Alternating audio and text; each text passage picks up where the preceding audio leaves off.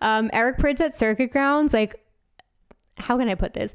I'm just going to say that our group was on another level. Like, we were on some shit, and we didn't even talk to each other.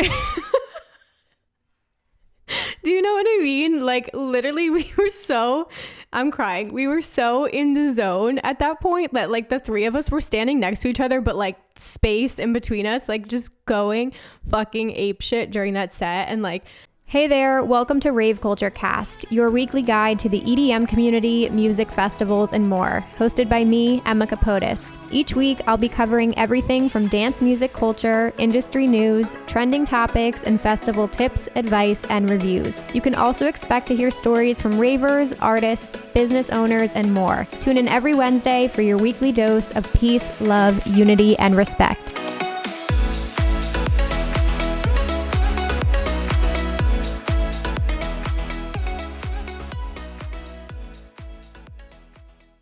Hey guys, welcome back to Rave Culture Cast, your weekly guide to the EDM community, music festivals, and more.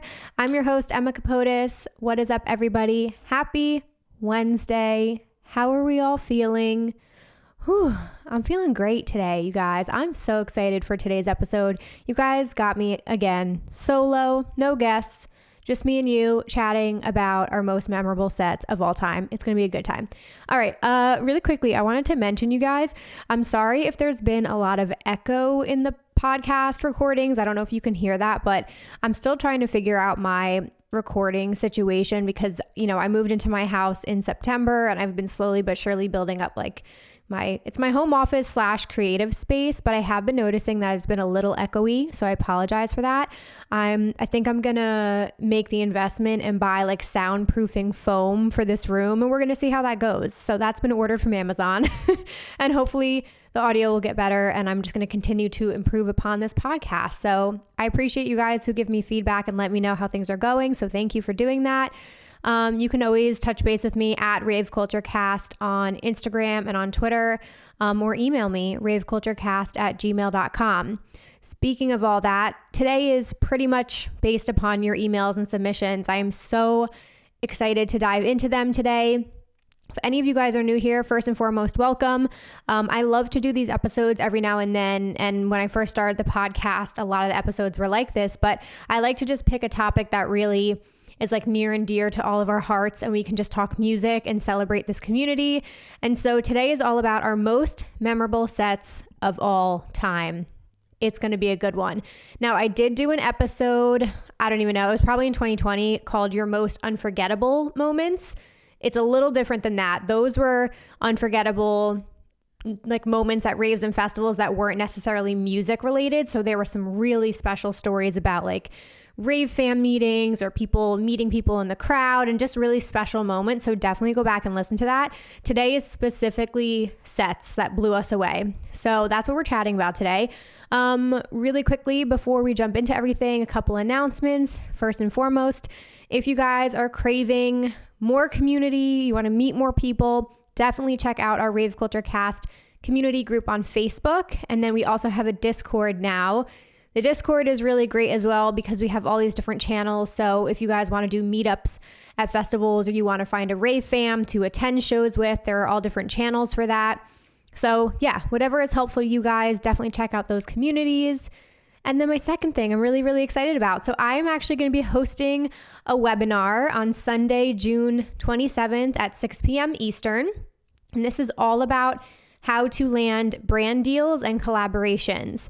So if you are somebody who struggles with this area and you want to learn more about how to reach out to brands, how to get them to notice your content, like how to navigate that whole world, or just general information on how to work with brands, then this webinar is definitely for you. I'm going to put a link in the show notes if you guys want to register. I also thought it would be really, really helpful to do a panel at the end because I always do Q&As at the end of my webinars. But in this instance, I thought it'd be really helpful to actually have some business owners on to answer your questions. So I know I have 2 people for sure who are business owners in the rave community that are going to be coming on to answer questions as well. So I don't want you guys to miss out on all of that. Again, it's happening Sunday, June 27th at 6 p.m. Eastern. But absolutely no worries if you can't make it live. As long as you guys register through the link, you will get a recording from the webinar so you won't miss out on any of the information. So yeah, that's my only announcement today. I think that's pretty much it. You guys ready? We're going to jump right into this stuff. And then I'm going to do all my memorable sets first. Then I'm going to do your emails, and then I'm going to do all the Facebook comments because there were a lot, you guys, and I didn't read through any of them. So we're going to be surprised together. Okay, you guys. So quick disclaimer. I feel like I have to say this before we start, but as I was writing out my list, I went back to 2015. I was like, fuck it. I'm going back to the first festival I ever attended. And I'm not just doing festival sets. I do have some general raves and shows that I went to as well. I'm probably missing a lot. Let's be honest here. Okay. But I tried to do the ones that stand out in my mind the most. Here's the thing. There's going to be a lot of repetition in here. So don't get annoyed at me if I have 7 lines like 7 times and above and beyond on here like 5 times. Like I can't help it that every single set they do is fucking fire. So I tried to not have too much repetition, but I'm being honest. These are the sets that were memorable to me. So let's take it back. Okay. EDC Las Vegas 2015 was my first music festival that I ever attended, which totally changed the game for me, but that's a different story for another day. So there were for sure a lot of sets at EDC in 2015. Like, it's funny, I was definitely a main stage kind of girl. Like, I just remember us being at Kinetic Field for a majority of the time, which is kind of what happens when you first get started. You know all the big headliners. You're not that familiar with the underground people just yet. But at the time, Circuit Grounds was the coolest stage ever because it was when it was still indoors. Oh my God, it's a mega structure. That's what they used to call it. It was a mega structure. And so you could go in and it was like all the lights and like LED screens above you. I absolutely loved that. I wish they could bring it back, but Circuit Grounds is way too fucking big now. Anyways, so that was my favorite stage besides Kinetic Field that year. And this one, I will just never forget it. Like I can perfectly picture being there, and I remember the set. It's on YouTube. I've watched it a million times, but Dadalife, oh my God, you guys. Okay, Dadalife was one of the first artists that like really got me into EDM. Like their album Feed the Dada, like I think we can all collectively agree in 2015, 2014, like that was the fucking shit, and I was completely obsessed with Dadalife. And they're so much fun live. Like they throw out all of these balloons and like they have bananas and champagne bottles. And it's just crazy. But their intro gave me body chills. Like it was so fucking good. Again, it's on YouTube. It's like somebody's recording from the crowd, but I get chills every time I watch it. It was so fun and high energy, and I was losing my goddamn mind. And we had the best time ever. It was extremely hot though. That's all I remember. Like 2 of my friends had to go like sit down on the side because they were like very overwhelmed by everything. But yeah, the intro gave me chills, and there were so many drops in there that I like absolutely lost my mind. So that one for sure. Okay. 2016, I have a bunch. So 2016, I had my first festival. Now we're like, okay, we're completely obsessed. We're diving into, excuse me guys. We are diving into festivals. Like I want to go to as much as possible. So I have a few from EDC New York. That was the only year I went to EDC New York. And then of course, EDC Las Vegas. And then I also want to kick things off in January of 2016. Me and my best friend, Vicky, I don't know why we did this, but good times. We flew to Miami to go to Life in Color. Like Life in Color as in the paint fucking party. Okay, we were 25 years old, probably a little too old for that, but whatever. So the lineup was so good though, and I think I've talked about this before, but Jack U is a headliner, and we were completely obsessed with Jack U. Also, Flostradamus was another headliner, Nightmare. Like I was completely obsessed with all of these artists, so we were like, we're flying to Miami and going to this. So Jack U is on my memorable list for a lot of reasons. Some of my other Jack U sets I've seen before are so good, but there was just something about that. Like we just had the best time. We were totally sober that whole weekend. Like it just was amazing seeing them. We went absolutely buck wild, and like that whole Jack U album is incredible, and I'll just never forget. Like we literally flew there for like 2 days and flew home. So good times. That one is definitely on the list. That kicked off 2016. Okay, so the next 2, I have 3 from EDC New York. That was such a fun event. Like the weather was not that great that year. And it was also a new location. It was at Citi Field, which was not the best, but that was my first time seeing Seven Lions ever. And it was amazing. And so he was at, I guess it was called, was it Circuit Grounds? Cosmic Meadow? I don't know what the stage was called at EDC New York. I think it might have been Cosmic Meadow. But anyway, it was really bad weather. Like it looked like it was going to torrentially downpour, but for some reason it kind of like went around Citi Field and it just drizzled a little bit. And we were like blessed by the rave gods that it didn't pour on us. And this like rainbow popped into the sky, like over the stage. I still have a photo of it. And I just was like completely obsessed with that whole set, and like Seven Lions totally blew me away. And that's why I tell you guys, even if you're like unsure or you're not like totally sold, when you see him live, like it changes fucking everything for you. And I've heard people tell me that before. So that's why I'm like, guys, if you have the chance, go see him live because it's going to change everything. Okay, some other sets that were really good. Dash Berlin on main stage was so fun. Like he's always awesome, but I was like really, really into Dash Berlin for a long time there. And he's like really fun, euphoric trance, excuse me. And there was like, that was like prime like trance time that I was really, really into it, like 2015, 2016, a little 2017. The other artist I want to mention is Jaws. He threw the fuck down at EDC New York. He was the same stage as Seven Lions. It was later at night. Like I believe it was like a 9 p.m. slot. And like that era of Jaws, I loved so much. Oh my God, it was like so wubby and just like so stanky and good. So I just remember I had so many steps after that set, like him and Dylan Francis that weekend. Like I shook my ass so much it wasn't even funny. Love him. So those were really, really good. Okay, moving to EDC Las Vegas 2016. So if you guys watch me on all my other channels and things like that, you've probably heard me say that EDC 2016 was one of my favorites ever. Just like vibe wise, we had the best group. It was so much fun. The sets we saw that year, like I have a million right here. It was hard for me to narrow it down, but like everybody that year was just so good. And a lot of these sets are on YouTube again. So I highly recommend checking them out. So that was the first year I ever saw Eric Prydz and Above and Beyond. So I'm going to mention them really quickly, both extremely special for their own right. Like Eric Prydz always gets hyped up a lot and for good reason. So finally seeing him at Circuit Grounds with the lasers and the lighting, and I guess like as a newbie into dance music at that point, I didn't have a full understanding of like the buildups and the drops and the artistry of putting on a performance. And somebody like Eric Prydz, who has so much music, like it took me on a journey. And that was one of those first moments for me that I was like, oh, I love this music. Like this is something really special. And then Above and Beyond, same thing. Like if you guys know, you know, they put their messages and they type them in real time and display them to the crowd. And it was so beautiful. And it was really, really amazing. So those two for sure. Anytime you see an artist for the first time, that's special for sure. All right. And the other ones I will quickly mention, Nightmare and Troy Boy at Bass Pod. They played separately, but like those two sets in particular, oof. Oh my God. Like I remember them in and out a little bit. Not gonna lie, I was a little bit lit. But Nightmare, that's when the Bass Pod was like those like separate like alien structures that shot fire. Like first off, it was so hot when they did that. But again, I was like a hardcore Nightmare fan there. I still love him, but he was like a can't miss for me for a couple years there in 2015, 2016 for sure. Threw down. Troy Boy just was like, I was super into trap at that time too. So like hearing him and his like trap set, like it was all of the fucking vibes.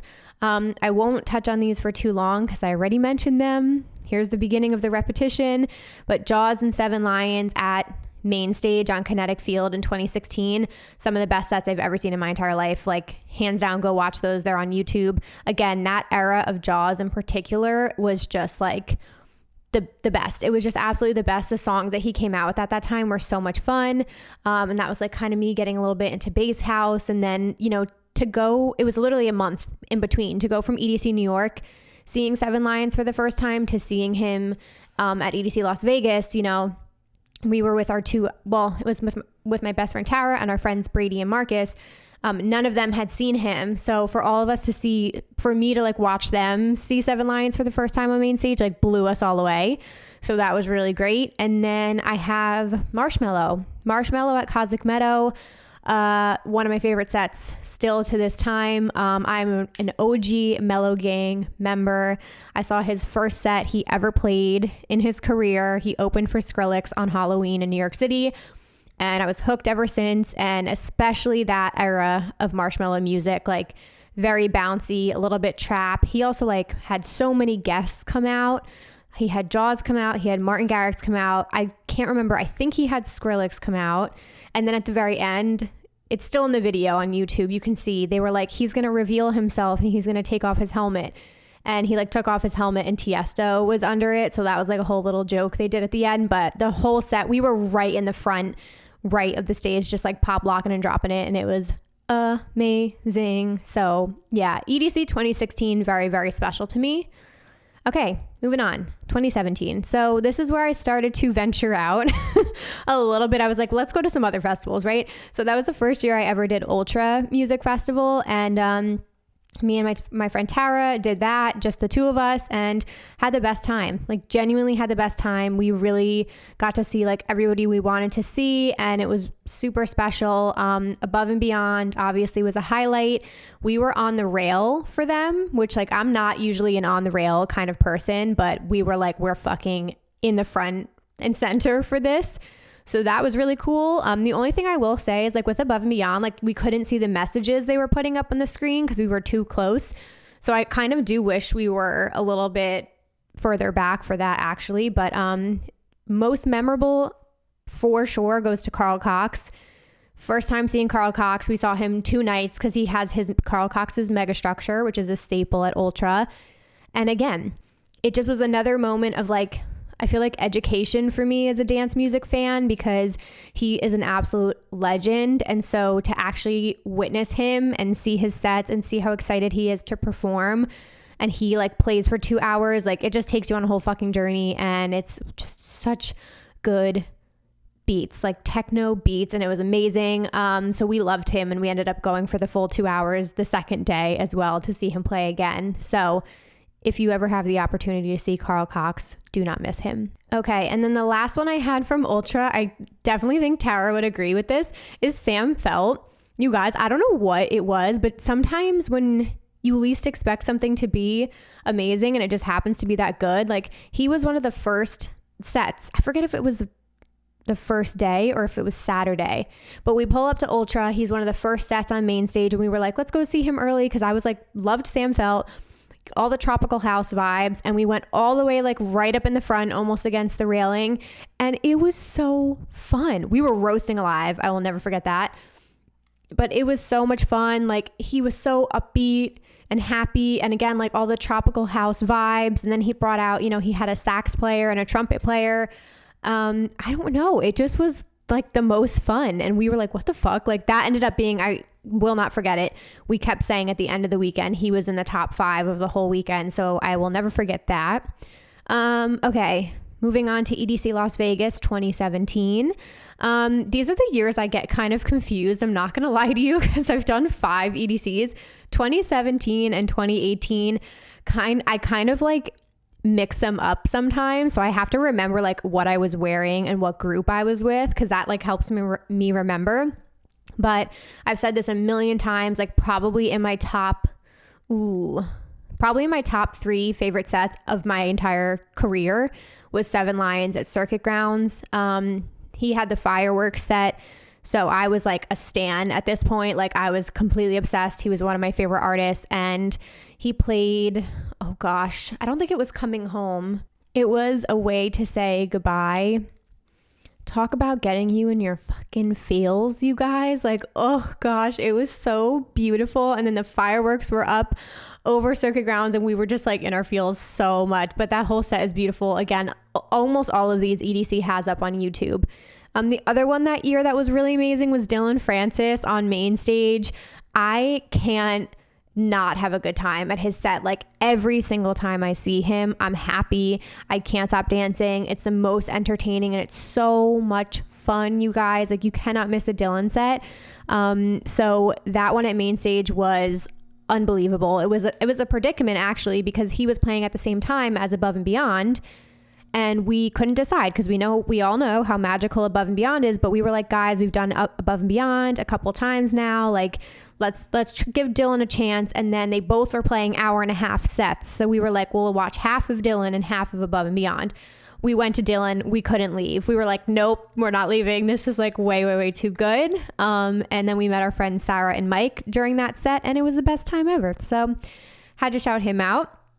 Okay, almost done with 2017. EZU. I don't know if this was I went to EZU in 2016 for one day. EZU 2017 was the first time I ever did all 3 days. And there were a lot, but again, to narrow it down, Joyride. Joyride was one of my favorite sets that whole weekend.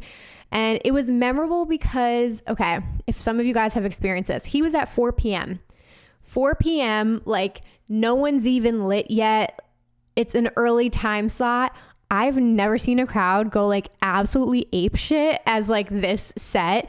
It didn't even matter. Like he is so much fun and so upbeat. Like it's very bouncy bass house. And so he just came out and was like, I don't give a shit that it's a 4 o'clock time slot. I'm throwing the fuck down.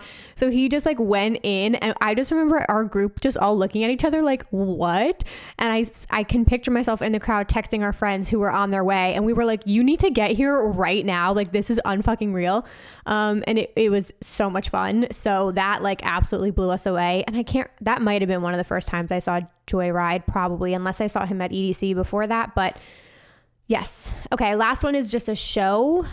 This is where I got like it was hard for me to remember. I was going back on Facebook and Instagram because I do a lot of shows in New York City and in Brooklyn. But one that stands out to me for sure from 2017 was Mala. Again, Mala was another artist that like for like a time period there was like completely and utterly obsessed.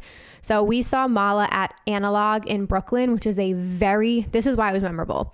It's a very, very tiny, like clubby space, almost feels very underground. Like you opened this curtain and just went into this room that was like a square. You could literally see like the bars on either side and the stage. That was it. And so it was just like this hot, sweaty, packed, like underground clubby kind of feel. And he came out at 2 a.m.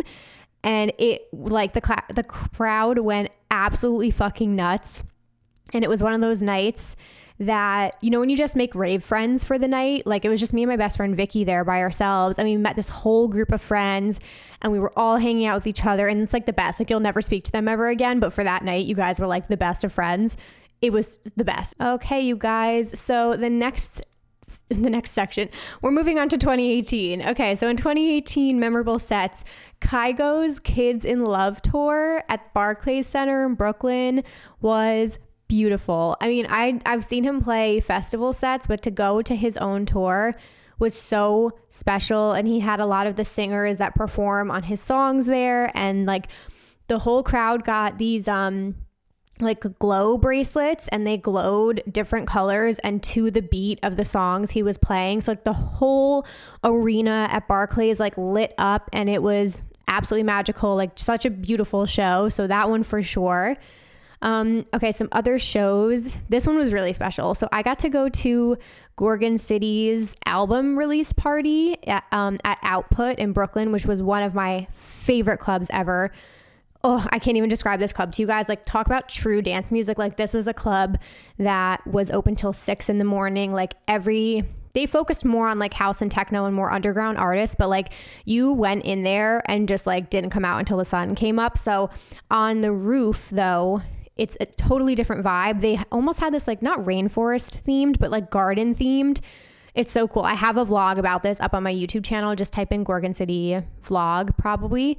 And the roof has this beautiful view of New York City. Like it's absolutely gorgeous, and the drinks are so good there. So we went to see this album release party, and they played the entire thing through and did a whole DJ set, and a bunch of the singers were there and they sang the songs live.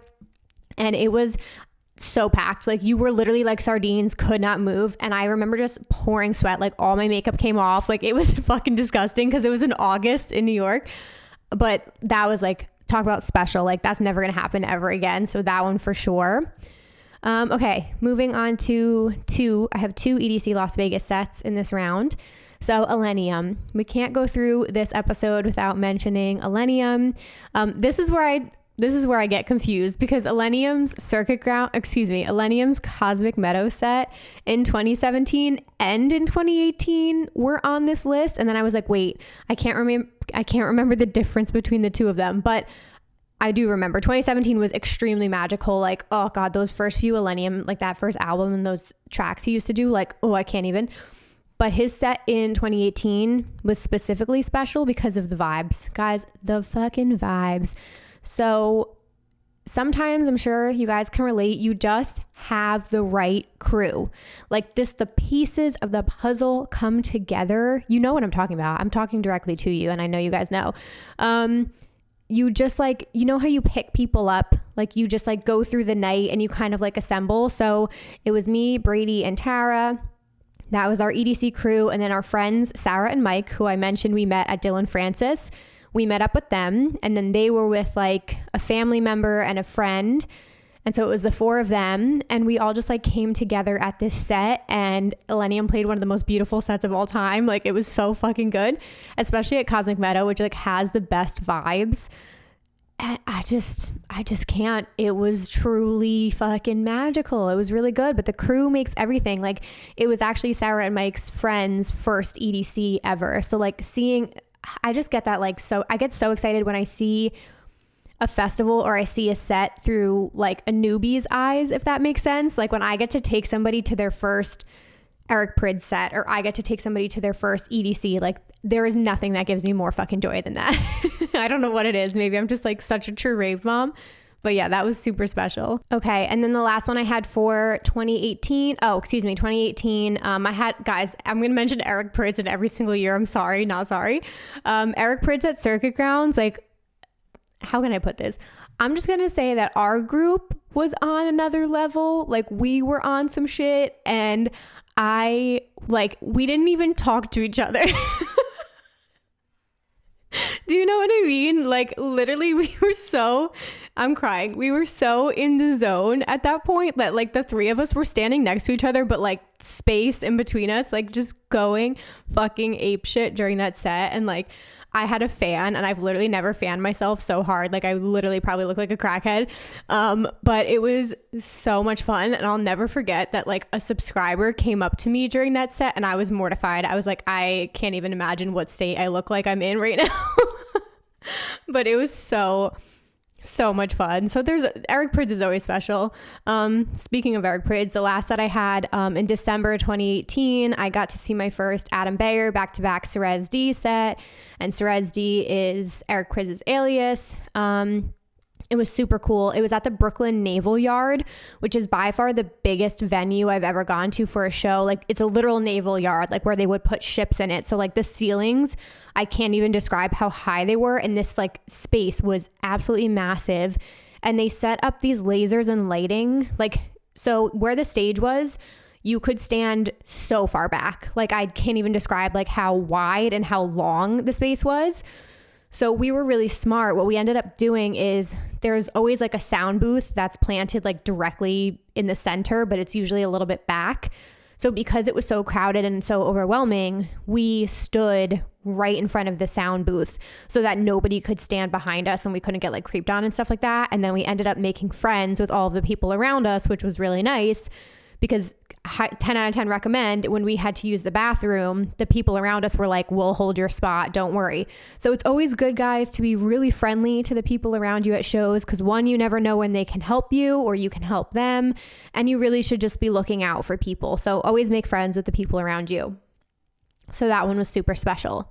Okay, 2019. We're at 2019, which it kind of breaks my heart, but this is the last on the list because we didn't have shows in 2020 and I haven't really had shows yet this year. So these are my last few beautiful memories. And the reason I'm doing this now is because I want to look back on all of this and I want to kind of have like a clean slate going into 2021 and 2022 because it's going to feel so new.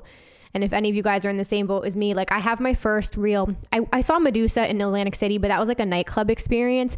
I have my first like dance music show coming up at the Brooklyn Mirage, opening night, July 1st. I will be there. Hopefully I see some of you guys there. The openers, if you even want to call them openers, are Lee Foss and Side Piece. Sorry, I'm getting sidetracked, but like, are you kidding me? That's like a house dream. I've been dying to see Lee Foss and Side Piece, like completely obsessed with them. So that whole night is gonna be magical. So that's like my first show back. And then there's a bunch in Brooklyn this summer. So I will be there like every other weekend. And then my first festival is not till Labor Day. So we'll have all new memorable sets moving forward, but getting back to 2019, let's get into it. Okay, so first and foremost, I have Oliver Hilden's, because, you know, I have to have all my favorite artists of all time on this. And Oliver Hilden's show, it was at Avant Gardner in New York City, or in Brooklyn, excuse me. So this was just a show, but this was a super special night. Like he came through with the lineup. It was Tommy Sunshine, Drezzo, GTA, Good Times Ahead, and Valentino Khan. So it was one of those, like, you didn't want to miss any of the openers. Like, we got there when it started, and every single opener, like, brought it and was so fire. And then by the time Oliver came on, we were on, like, such a high. It was so much fun. And it was one of the best Oliver shows I've ever seen. So I had to put that in here because he's my favorite. So that one for sure. Okay, EDC Vegas. There were literally too many to, like, mention. But if we're going to talk memorable here, what I'll say is memorable was Friday night getting to see Eric Prydz play and then Above and Beyond go right after him. I've already talked about them enough. You know how I feel. But to see two of my favorite artists back to back at my favorite stage, Circuit Grounds, was so special, like absolutely so special. And the fireworks were in between them. Like, are you kidding me? When I saw that, I literally almost lost my mind. Even this year, looking at the EDC lineup, I already put my whole spreadsheet together. I like break down, I put it in Google Sheets. I put all the stages. EDC already announced the stage lineups. So you can start to like categorize, and it can basically show you who potential set time conflicts are going to be, so you can start to prepare yourself. But already looking at the stage lineups by day, I can kind of like see some trends. So like Sunday at Circuit Grounds, Eric Prydz is playing, and so is Lane 8. If I get to see Eric Prydz into Lane 8 or Lane 8 into Eric Prydz, like that is going to be another mind-blowing fucking moment. So like getting to see those things is like super memorable. I'm gonna leave it there because there were way too many other really, really good sets in 2019. So I can't, I gotta move on. Electric Zoo. God, I'm a fucking broken record at this point. Electric Zoo, Above and Beyond. Okay, there, I said it. This one in particular was really special because they played a lot of their Group Therapy album, which is kind of like old news to them now. Like they play so much of their newer stuff. But it was really Group Therapy heavy, and I was so excited that they did that. Like our whole friend group was like going absolutely nuts. So that was really beautiful. Who else do I have on EZU? I really only had Above and Beyond on here, even though there were just like so many good ones that whole weekend. Like obviously Prida, Eric Prydz's Alias. We were like up in the front in the VIP area for that. That was really, really cool. Imagine Music Festival. So Imagine was pretty special. I feel like there were some really amazing sets. Hands down, probably my top two of the whole weekend, most memorable was Lane 8. It was my first time seeing him. And for those of you who don't know, he's definitely more on the deep house side. It's very melodic, not really any lyrics. And it's just like a lot of buildups and like these beautiful drops. And for the longest time, I didn't really listen to him too much, but all my friends really liked him. And then I was like, let me just go see him live. And I was like completely blown away, and I literally couldn't leave the set. And I remember I was with Vibe with Aid, and her boyfriend at the time, and Taylor went to another stage. They went to see a bass artist, I think. And I was like, girl, I'm not leaving. So they left me there, and I ended up meeting up with like some of the Lunchbox fams. So it was just kind of like a cool experience too. Because Imagine Music Festival was kind of like the first time I went off on my own, in quotation marks. Like I left my group and I went and saw who I wanted to see. 10 out of 10 recommend that too. If you guys can be safe about it. Like I still was with people I knew, but I kind of went off and did my own thing. and thoroughly enjoyed Lainey. It was amazing. And then of course, Seven Lions. That was the last time I've seen Seven Lions, and it was one of his best sets he's ever played. Some of his transitions, like he threw in new mixes that we hadn't heard before. The Stay For It remix that he did with like Sun and Moon from Above and Beyond and like Miguel, like literally blew me and Vibe with AIDS mind. I have vlogs on all of these festivals, you guys, on my YouTube channel if you want to see our reactions in real time. So yeah, that's all that. EDC Orlando, same thing. There were really, really memorable moments, but for me, being on the rail for IO, hands down, one of the best times. Again, I'm not really somebody who goes on the rail, but that weekend I kind of did do it all on my own. I went to the festival pretty much kind of on my own every day, and I went early on Saturday specifically to see IO because I think he was playing at like 2:30 or 2 p.m. and I was against the rail, and it was absolutely magical. And he, like, for him to come out and play like acid rave, like techno at like 2:30 p.m. on main stage at EDC and just like absolutely rock everybody's world was beautiful to see. And especially now that we've lost IO, like I will forever hold those memories like so special in my heart. So, I'm going to get emotional here. I actually have IO on here again, so I'll just bring that up. The last show I saw in 2020 was, I think it was March 14th. So literally within that week, COVID was starting to become a thing. And we were like, we have a show this weekend. We have IO like this weekend. Is it safe to go? Like, but it wasn't really, we didn't have stay at home orders yet. So luckily we went, and thank God we did, because that was the last thing we did. And it was unreal. It was daylight savings time. So he went on at like 1 a.m, but really it was midnight. And he like, we literally left at 3:30 or 4, and he was still playing. And it was at King's Hall, which is attached to Avant Gardner. Such a good venue, guys, if you ever are around here. King's Hall is different. So Avant Gardner is like the biggest area that's indoors. Then if you like walk down the hallway and you walk outside, it's the Brooklyn Mirage. These are all attached, which is what's really cool. The Brooklyn Mirage is outside, and there's a huge space in the center, and then they have all these staircases. It looks like Winterfell if you guys are Game of Thrones fans. There are all these staircases, and you can like go on the different terraces and watch from above. So fucking cool. If you go back inside, like down the hallway, I forget the name of it, but there's this like small space, and it almost looks like a circus, kind of like it's like a little circular room. So that's an event space. And then King's Hall is there, and it's more like darker, nightclubby, underground kind of feel. And that's where IO was. And it was like, oh my God, it was full blown underground rave vibes. And he fucking killed it, obviously. Like we had a huge group. That was the really cool thing about that. It was me and my best friend Tara, and then we met up with Tom and Andrew from Lunchbox. Shout out Tom and Andrew. And then Andrew's whole Tomorrowland family was there, and there were about 20 of them. So it was just so fun because it was like friends of friends, and we all had the best time ever. So yeah, had to shout that show out as well. Okay, you guys, I'm almost done. I think it's comical that I'm like, I'm not going to talk that long today. That's what I say in my head before I record. I'm like, bitch, shut up. I hope you can tell how much I love this. Like I could never get sick of talking about this stuff. It just makes me so happy. And I hope you guys enjoy talking about dance music as well, because it's just the absolute best. And these memories are why I do what I do, seriously. So the last one I wanted to mention here was another show, and it was Dylan Francis at Avant Gardner. Same reasons like I mentioned before. Like I'll just never have as much fun as I do at a Dylan set. And his visuals and his whole performance are always so much fun, and I just never stop dancing. Like I always have the most amount of steps. My iPhone will be like, you have 40,000 steps after a Dylan Francis show. Like it just always is that way. Cause we be shaking that booty, you know what I'm saying? So that's all I've got. That's all she wrote.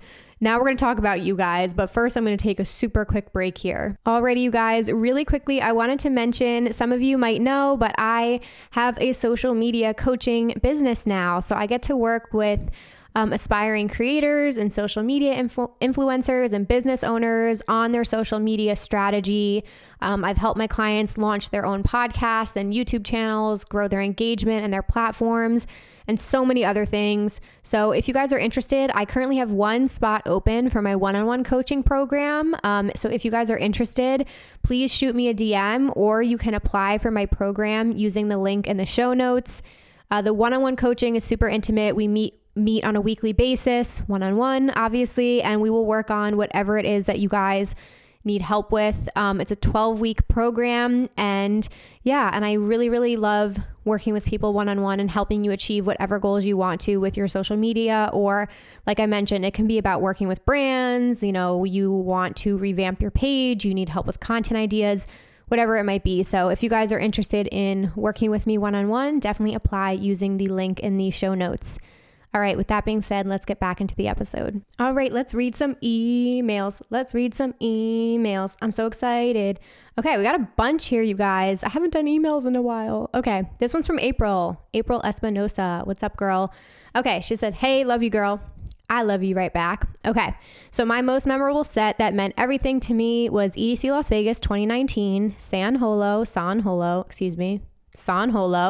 at Kinetic. We had gotten there super early, camped at the front just for him. I'm a huge fan. Me and my husband had just gotten married there. Oh my God, that's amazing. It was so special, and I got to meet San's best friend, Haley, and Thorwald, and I had walked down the aisle to one of his songs. So hearing him just made the whole weekend 1,000 times better. Being in the moment with my husband, and I met all the most amazing Bird Nest members. It was just so amazing, hands down, best set and memories. Also, if you're having a meetup at EDC, I'll definitely be there to see you. Yes. Okay, first off, congrats on getting married. That's so special.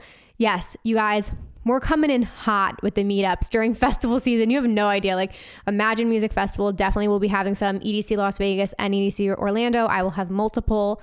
I'm going to do separate meetups. So like specifically for the Rave Culture Cast fam here, because I want to genuinely meet you guys, we'll do separate meetups, and then I'm gonna do like my YouTube fam, and I'll probably do some with Vibe with Aid, and we'll have a million. So I can't wait to see you guys. And Lunchbox always has really big group meetups too that I'll be at. Okay, this is from Shanna Weber. She said, hey Emma, my most memorable set was definitely Gorgon City at Holy Ship 2019. It was my first festival. They played on the second night on the top deck, and the vibes were just immaculate. I had never felt the music so thoroughly. The lights were incredible, and it was just the perfect set. It made me fall in love with music and Gorgon City for sure. Awesome. I love it. Ooh, and she has tips for new ravers. We're going to hold on to that because that is going to be the next episode. So I forgot to mention that in the beginning. If you guys have tips for new ravers, so first time ravers or first time festival goers, please send in emails for that as well, because that's going to become an upcoming thing. Okay, next one, rave story submission. This is from Herschel.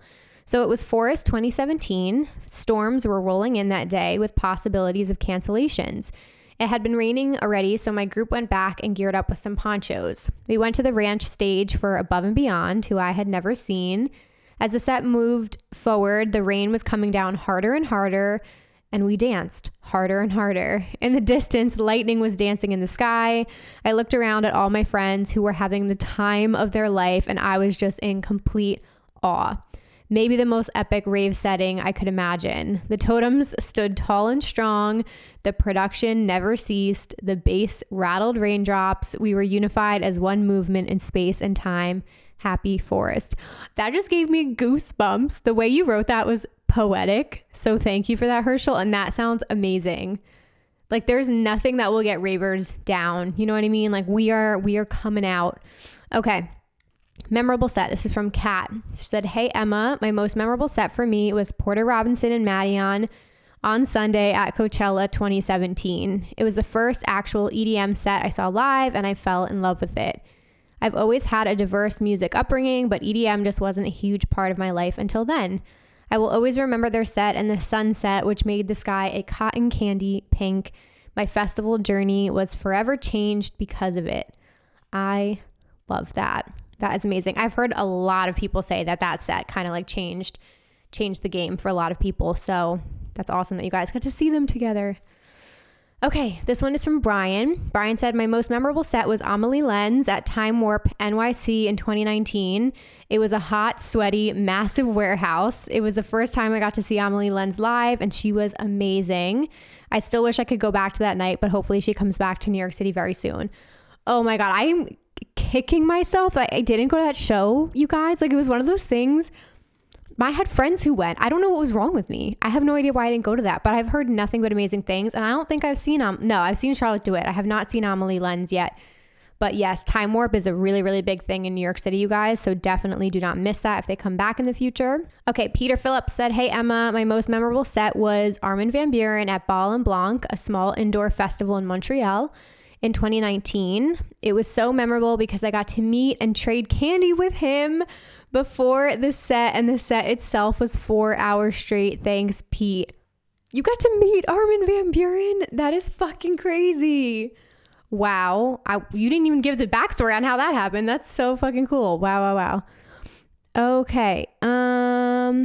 Let's see. My most memorable set is from Jenny. My most memorable set was from Porter Robinson at EDC 2016, my first festival ever. It was magical for so many reasons. My ex, who broke up with me a few weeks prior, introduced me to EDM, and I wanted to rave without him since he didn't take me when we dated. Boo. That's why he's next. I had planned to meet some friends, but they bailed, and I learned that there is no cell service when you are in a festival. Because they bailed, I met my rave mom as a result from posting to Facebook if anyone was at EDC. We have been good friends ever since, and she was actually in my doctoral program. Wow. She adopted me, and we have been to every EDC together since.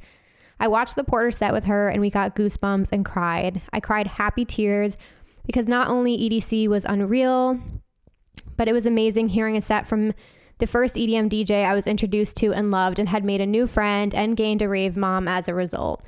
I still watch the snaps today and just realize how blessed I was to be able to see Porter at my first festival, and I have been going to festivals ever since. It's such a high to hear beautiful music. From Jenny. Oh, that's so amazing. That makes me so happy. Like, anybody listening to that story, I hope it shows you that if you really want to do something, like if you want to rave, if you want to go to a festival and things just don't work out, like your partner, your friends, like whatever, there are people out there that will adopt you. Like, there are people out there who will take you into their family, and you will meet so many incredible friends. So do not be afraid of branching out and putting yourself out there and meeting new people. Okay, this one's from, I think it's Hozu. He says, hi, Emma, and hello to the Rave Culture Cast fam. So my most memorable set when I started going to festivals and shows in 2019 after I stopped listening to any type of EDM music was IO at the Ritzibor in Tampa, Florida on Halloween. Very nice. It was my second time seeing him, and I became a fan of him because of you. Oh, you're going to make me cry. God, that's going to make me cry. Okay. Whew. I just love IO so much, and the whole thing makes me absolutely devastated. But anyway, get it together, girl.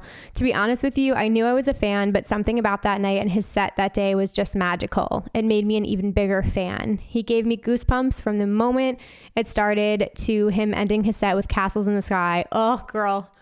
Ooh. I actually cried a couple of times that night. Yep, me too. Like, when he played In My Head, this was just like a wow moment for me. He was on fire that day. The way he was playing and just the vibes all around were perfect. This moment became even more memorable when we sadly lost him. I will never forget him, and that show for sure will 444 ever be in my top 5 sets. If you need more sets, let me know. I have plenty from just 2 years. Haha, have a great day. Oh, man, you just hit me so hard in my feels. Wow.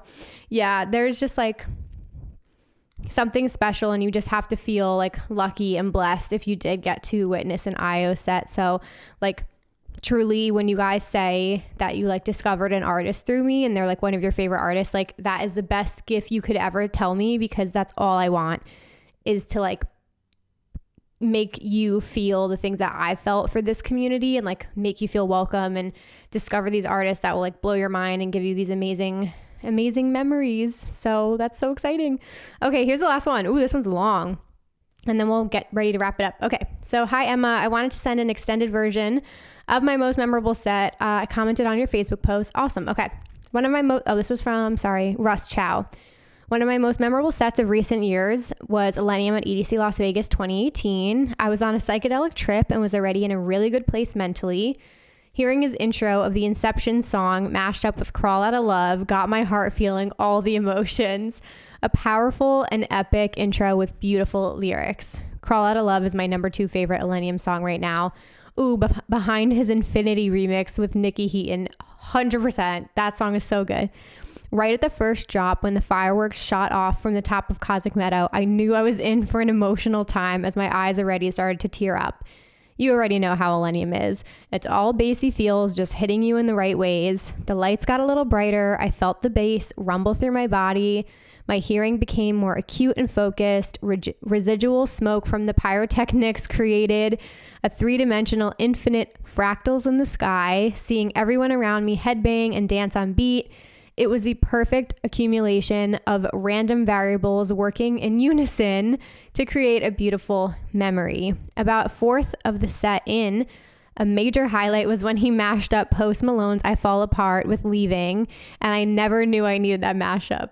Yes, 100%. That was the reason it was unmemorable. This was about the point where I began to cry as it hit me harder in the feels. Shortly after, Millennium premiered his single Gold with Excision, and I brought him out on stage. Second time hearing the song since we had seen Excision on day one, and he brought out Millennium to premiere the song. The second drop of Gold was harder and grimier than the first drop, which got everyone hyped up, a nice little break from his more vibey drops. Once Say Goodbye started, Said the Sky began to play the keys on piano to make the song extra feelsy, pulling on my heartstrings, man. It was such a beautiful addition to the original song.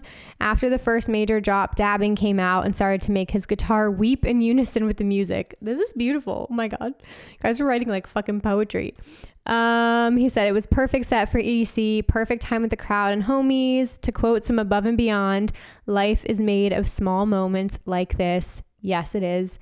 I was crying and smiling the whole set in the best way possible with my brother and best friends. There were so many great individual moments within that hour, but the entire set was amazing as a whole.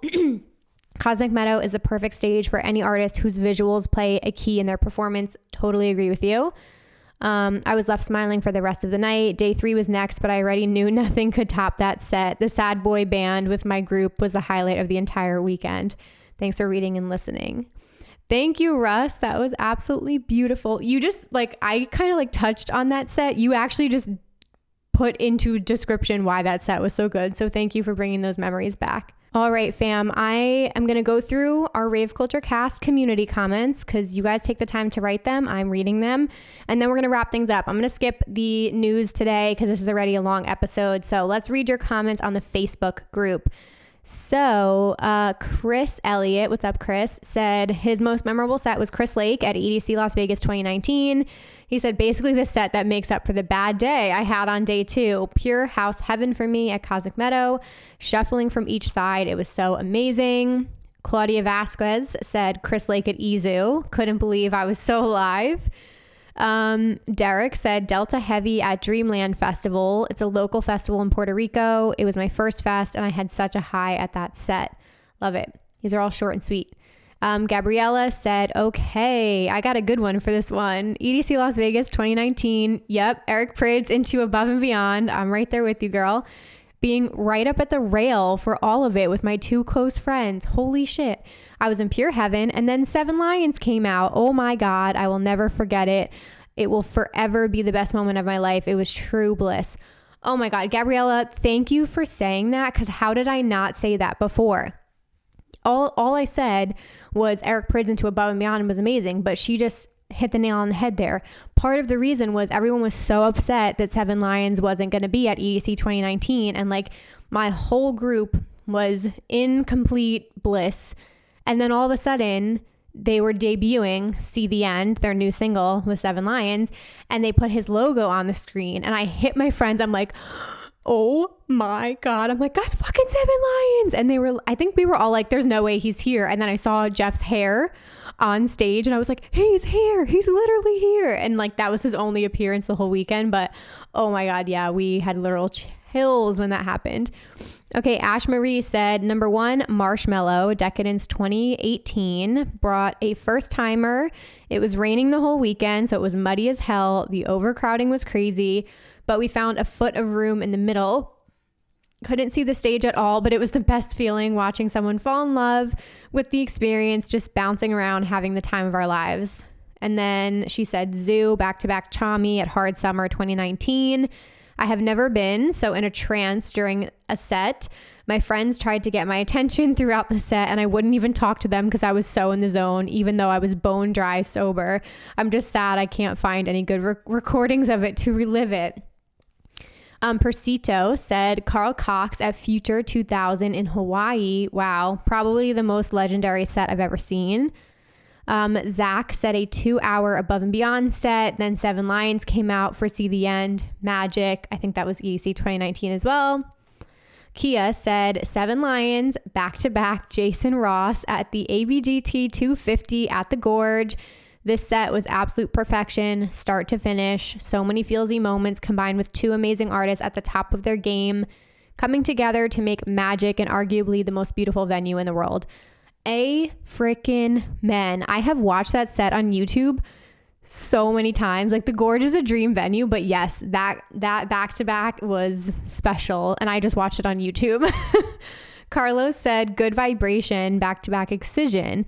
When Excision announced he was going back-to-back with Nightmare at Base Canyon, people didn't know what to expect, but it was amazing. And for the last 20 minutes, they brought out Slander, and it was mayhem. Nothing will top that in my opinion. Unfortunately, I don't think any of these sets get recorded, so it just lives in the memories of everybody that went. Damo said, it's honestly Don Diablo, front row, Kinetic Field, EDC Las Vegas, day 3, 2018. Yep. I will never forget that night. The vibes were unmatched. Colin said Skrillex at Veld, Toronto, 2018. On the rails, a girl was headbanging too hard and smacked her head on the rail, and it made that ding sound. Oh, God. Jesus. Michael said Imagine 2018. I think you can see why. Still looking up for the best clips of my Cascade set, and he included a little clip in the Facebook group. And then lastly, Laura said Destroyed set at First Lost Lands. The volcano actually caught on fire. We have it on video. Hence, if there are any OG Lost Land fam, they know when we say baby steps, best show thing, even though it was a little bit scary. Wow. What a note to end on, you guys. Thank you so much to everybody who submitted a story today. Thank you so much, you guys, for writing in. I really, really appreciate it. As I mentioned, today's a long episode. I'm getting a little tired. I'm getting fatigued, guys. So I'm going to skip news today. But I just wanted to mention, if you want to stay in touch, if you guys want to meet other people or you want to submit things in the future, definitely check out our Facebook group and our Discord group. And like I mentioned, I forgot to say this in the beginning, but I am looking for more submissions for the next episode. And it's going to be all advice for first-time ravers and festival goers. So guys, all my veterans out there, give me your advice. What would you say to somebody attending something for the first time so that they feel prepared, they don't make any mistakes, like all that good stuff? Definitely email me, raveculturecast@gmail.com with your submissions for that. What else? And yeah, my webinar coming up, How to Land Brand Deals and Collaborations, is Sunday, June 27th at 6 p.m. Eastern. There will be a link in the show notes if you guys want to attend that. And again, I'm going to do a panel at the end with some rave business owners. So it will be a really good Q&A. And I think that's it, you guys. Go shop the Plur. I'm wearing it today on YouTube. The Plur merch line, the Rave Culture Cast merch shop is always linked down below in the show notes. So I appreciate any of you guys who are able to support and pick something up. And I think that's all I have for you. Thank you so, so much for listening. I hope you all have an amazing week this week, and I will see you next Wednesday. Bye, guys.